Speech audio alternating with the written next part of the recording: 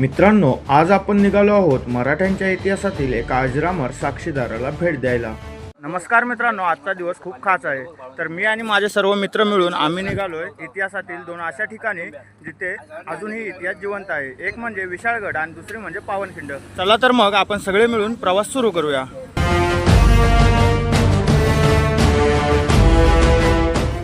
घाटातील प्रत्येक वळण एक नवीन दृश्य दाखवत होतं। समोर दाट धुकं, हिरवेगार डोंगर आणि पावसाने नटलेला सह्याद्री। अशा प्रवासात प्रत्येक क्षण मनात कायमचा साठवून ठेवावा असाच। तर मित्रांनो, आता आम्ही थोडा आंब्याघाटात थांबलोय आणि इथे आहे गायमुखाचं मंदिर।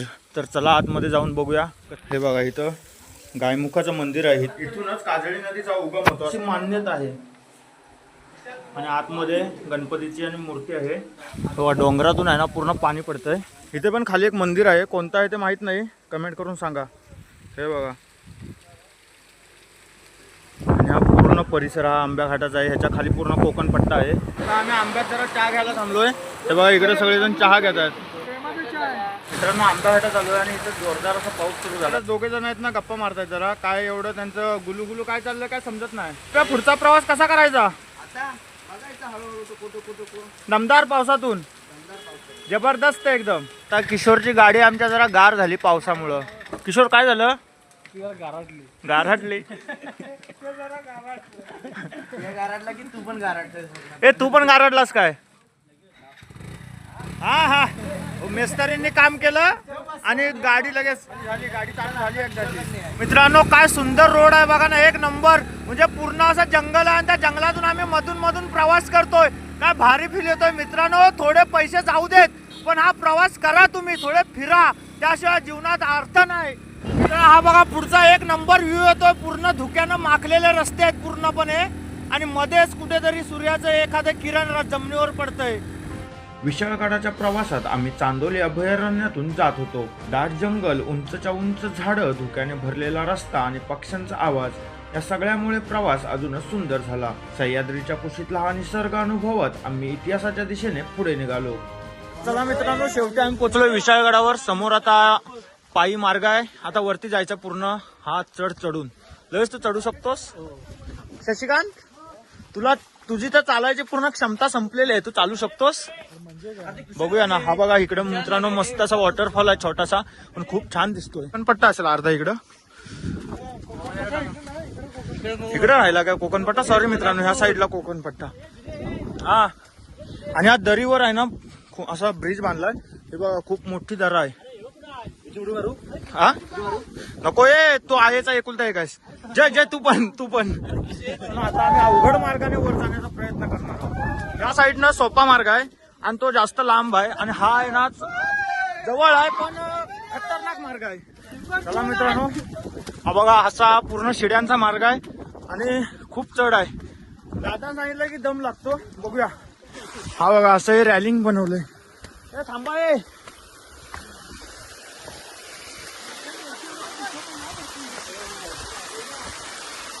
बघा, हे सगळे खाली आहेत। चला वर जाऊया। आयुष्यात पहिल्यांदा विशाळगडावर आलोय। सगळेजण दमले, सगळेजण। अरे आली, जय शिवाजी, जय शिवाजी, महादेव शशा जिरली। मित्रांनो, आपण सध्या ऐतिहासिक विशाळगडावर आहोत। हा किल्ला कोल्हापूर जिल्ह्यातील सह्याद्री पर्वतरांगेत वसला आहे। पूर्वी या किल्ल्याला खेळणा या नावाने ओळखलं जायचं। इसवी सन 1659 मध्ये छत्रपती शिवाजी महाराजांनी हा किल्ला स्वराज्यात सामील करून त्याचा विशाल परिसर आणि लांबच लांब पसरलेला डोंगरमाथा आणि मजबूत रचना पाहून त्याला विशाळगड हे नाव दिलं। मित्रांनो, वरती चढून आलोय आणि इथे एक पोस्टर दिलंय, सगळे ऐतिहासिक वास्तू आहेत, आणि ह्या साईडला रोड दाखवलाय। पण थोड्या वेळ बघा, आधी आपण पुढे जाऊन येऊया। मित्रांनो, इथं एक दगडी विहीर आहे जुनी, आणि त्याच्यावर रहाट पण आहे। थांबा, दाखवतो तुम्हाला। मित्रांनो, पूर्ण विहीर भरले खोल, अजिबात तळ दिसत नाही या विहिरीचा, बघू शकता। बाकी वर्षाचं 12 महिने पाणी असतं। तर मित्रांनो, आता मी गडाच्या वरती पोहोचलोय आणि समोरच दरवाजा आहे। चला जाऊन बघूया। आणि खूप असा पाऊस पडतोय, त्यामुळे थोडा आम्हाला जरा फिरायला प्रॉब्लेम होतोय। हा बघा, हा महाद्वार आहे किल्ल्याचं। याचं नाव कोणतं? जो आहे आणि इकडे बुरुजी आहेत हे बघा इकडं. फक्त धुकं लागले असल्यामुळे काही दिसत नाही. हे काय आहे? होळी उभी राहते का ह्या गावाची? तर मित्रांनो इथं गावाची होळी उभी राहते आणि इथं एक शिला पण आहे. आता त्याच्यावर काय लिहिलंय ते नाही सांगू शकत मी. आणि समोरच भाऊकाई देवीचं खूप छान असं मंदिर आहे. दादा पुढे काय बघणार? काय रोजा आणि महादेवाचं मंदिर समोरच आहे. पहिलं काय दिसेल? दर्गा. Okay okay. तर चला पुढे दर्गा आहे आणि महादेवाचं मंदिर आहे. तर चला पुढे जाऊया. पहिलंच आम्हाला लागलंय नृसिंहदेव मंदिर. हे बघा आतमध्ये एक शिला आहे. चला पाया पडूया. आणि इथे कसली मूर्ती आहे ती अजून मला वाटतं गणपतीची आहे, कारण इथे अशी सोनं दिसते. तर मित्रांनो आता आम्ही दर्ग्याजवळ पोहोचलोय. हा आहे दर्गा. तर चला आतमध्ये जाऊन बघूया काय असतं. आज पहिल्यांदा मी अशा दर्ग्यामध्ये जातोय. बघूया काय असतं. ए खरं सांग, पहिल्यांदा येत आहे ना तुम्ही दर्ग्यामध्ये सगळेजण? सगळेजण पहिल्यांदाच दर्ग्यामध्ये जातोय. बघूया काय अनुभव असतो आपला. हे असं असतं समोर काहीतरी. बघूया आतमध्ये जाऊन बघू. आता माहिती पाहिजे होती. पहिल्यांदाच आलोय त्यामुळं दर्ग्यामध्ये आयुष्यात पहिल्यांदा आलोय त्यामुळे ते खालते माहिती तुम्हाला. तुम्ही काय सांगितलं तर बरं होईल ह्याच्याबद्दल थोडी. त्याबद्दल हे बाबांचं हे आहे. यांचं नाव हजरत पीर मलिक रेहान मिराज साहेब. काय ते? बाबांचं नाव हजरत पीर मलिक रेहान मिराज साहेब. ओके. इथं बाबा बसायचं, नमाज पडायचं इथं इकडं या साईडला. यांची पूजापाठ इथं व्हायचं. नंतर बाबांचं हे झाल्यानंतर समाधी, नंतर त्याला अंकुरीचं पाणी इथं हे केलं बाबांना. नंतर तीर्थ जाऊन बाबाची समाधी केली. हे काय आहे नक्की? हा ते फॅट आहेत. ते कोण हुरसामध्ये आणून देतो. ओके. कोणाचं नवस पुरं झालं आहे, कोणाचं काम होतं 1 वर्षानं, कोणाला अवलाद आहे त्याला अवलाद होते, कोणाला कॅन्सरची बिमारी आहे इथं कॅन्सरची बिमारी शपथ होती असं आहे. Okay okay. तर मित्रांनो आता आपल्याला त्या दादाने सांगितलं की अहिल्याबाईंची समाधी इकडे आहे. तर ती आता आम्ही बघायला चाललोय. आणि समोरच अहिल्याबाईंची समाधी आहे. हो अहिल्याबाई समाधी.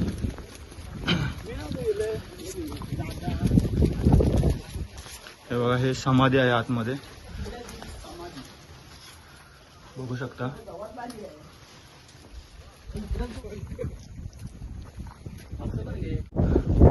पूर्ण धुक्यात असा लपलेला आहे किल्ला.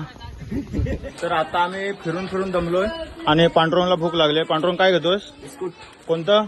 क्रीमवाला. पण हे आम्हाला सगळ्यांना पुरेल का? मित्रांनो आता मी भगवतेश्वर मंदिर आणि विठ्ठल रुक्माईच्या मंदिरात आलोय. आणि हे संपूर्ण बांधकाम हे काळ्या दगडामध्ये आहे मंदिराचं. चला मंदिरात आत जाऊन दर्शन घेऊ. श्री विठ्ठल रुक्माई मंदिर इकडे आहे. तर चला पहिलीच आपल्याला गणपतीचं छान मूर्ती दिसली आणि समोरच विठ्ठल रुक्माईची सुंदर अशी मूर्ती आहे. चला पुढे गाभाऱ्यात जाऊन बघू.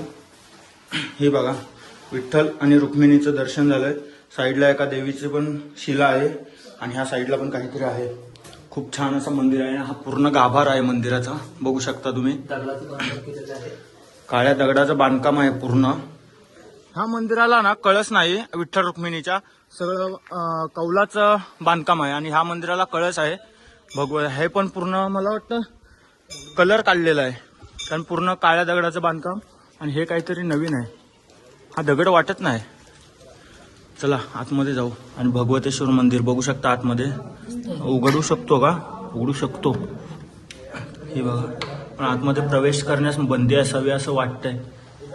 हा पण गाभारा खूप छान आहे. आजी इथल्याच आहेत? पूजा करता इथं? काय नाव तुमचं? ह्या मंदिराबद्दल काय सांगू शकता काय? शिवाजी महाराजांच्या अगोदरचं. ह्या मंदिराचं काय बांधकाम कसं काय?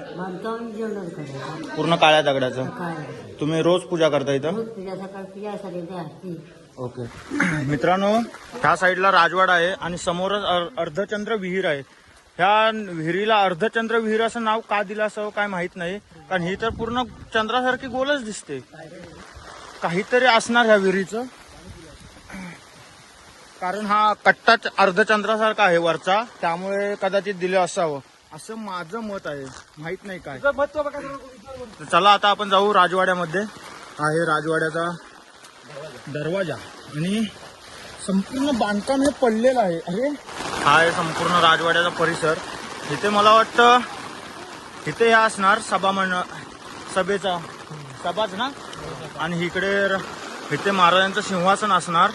आणि हा समोर पूर्ण सभा मंडप आहे. मंत्र्यांसाठी असं बसण्यासाठी खुर्च्या बिर्च्या ठेवत असतील हे मंत्र्यां. इकडे असं मंत्र्यांसाठी असेल. आणि हा संपूर्ण असा सिंहासनाचा भाग आहे. आणि हे राजवाडा आहे. आणि संपूर्ण परिसर बघू शकता तुम्ही. चारही बाजूला आहे ना पूर्ण असा डोंगर आहे. तर मित्रांनो आता आमचा अर्धा किल्ला फिरून झालाय. अर्धा फिरायचा होता पण टायमाच्या अभावामुळे आम्हाला फिरता आला नाही. तर आता आम्ही जाणार आहोत पावनखिंडीत. तर तिथलाही अनुभव बघू.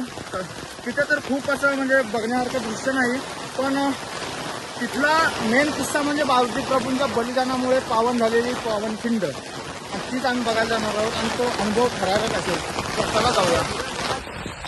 तर मित्रांनो आता आम्ही पोहोचलोय पावनखिंडीत.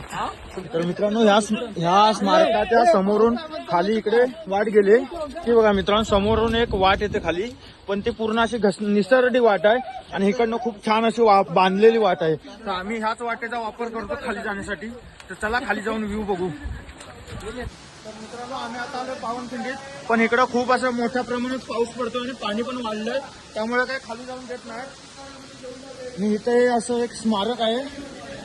बाजीप्रभू देशपांडे यांच्या स्मृतीस विनम्र अभिवादन. आणि चला खाली जाऊन बघूया थोडं. आणि हीच ती पावनखिंड जिथे बाजीप्रभूंनी आपल्या प्राणाची आहुती दिली होती स्वराज्यासाठी. हे बघा पाणी खूप जास्त आहे. तरी पण आता आम्ही धाडस करतो थोडं पुढे जायचं बघू. तर मित्रांनो हीच आहे ती पावनखिंड जिथं महाराजांना बाजीप्रभूंनी प्राणाची आहुती दिली होती आणि त्यांनी बलिदान वाढलं होतं. इथं गेला हाच घोडखिंड. ही आहे घोडखिंड. आणि हिला बाजीप्रभूंच्या रक्ताने पावन झाले पावनखिंड हे नाव मिळालं. तर चला मित्रांनो जास्त रिस्क घ्यायची नाही. कारण पुढे जाण्याला बंदी आहे. तर बंदीच असू दे.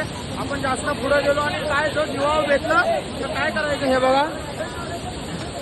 आणि खूप पाणी वाढलंय. आणि या घोडखिंडीत बाजीप्रभूंनी सिद्धी जोहरचं सैन्य रोखून ठेवलं होतं. तर आता आम्ही सगळेजण आलोय वडापाव खायला. आणि इथे काका भेटलेत. तर काकांना विचार.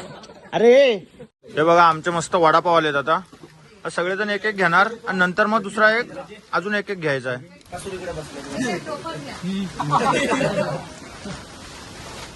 वडापाव मस्त आहे.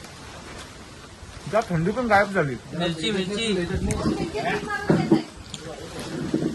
तर नमस्कार मित्रांनो. इथं वडापाववाले काका आहेत. त्यांना आपण विचारूया त्या घोडखिंडीबद्दल काय माहिती सांगू शकता का? ह्या घोडखिंडीला पूर्वेला आला पन्हाळगड ही पावनखिंड आणि पश्चिमेला आला विशाळगड. ओके. इथं पहिलं कसं घोड्यांचा बाजार भरला जायचा. म्हणजे युद्धासाठी जे घोडे घ्यायचे ते आपले पंथी म्हणजे सगळ्या प्रांतात लढाईसाठी जे घोडे बनवले जाते ते इथून पाठवले जायचे. घोडे घोडे म्हणून इथे घोडखिंड म्हणून ओळखले जाते. ओके. जेव्हा 350 मावळे आणि बाजीप्रभू आणि फुलाजीप्रभू आणि रायाजी बांधव यांची सेना बांधल सेना यांनी हे रणसंग्राम केला. जेव्हा बाजीप्रभूंचा इथं देहांत झाला. बाजीप्रभूच्या रक्ताने जी पावन झाली.